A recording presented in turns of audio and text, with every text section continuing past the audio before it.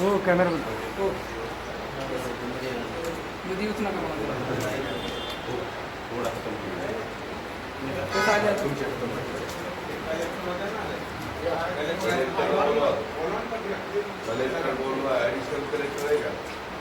प्रांत होते ना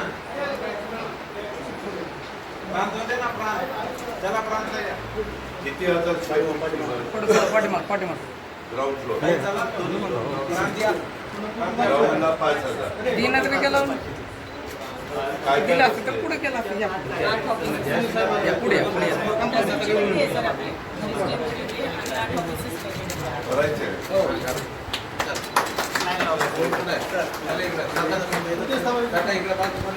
आधी एक करू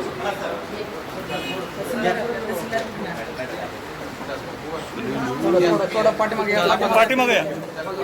या सगळे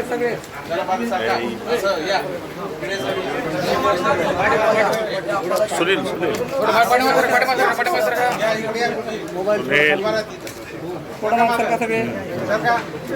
हे बरोबर दिसतं का एसी तुम्हाला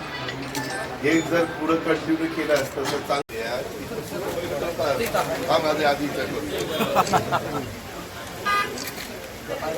हे काय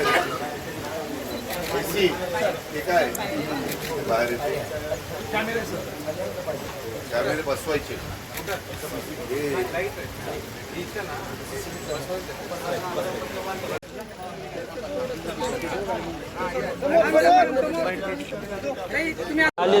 मला ते कुठल्या एसीकडे किंवा सीईकडे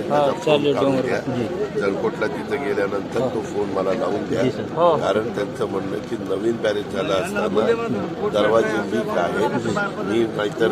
स्क्वॉड पाठवून चेक करणार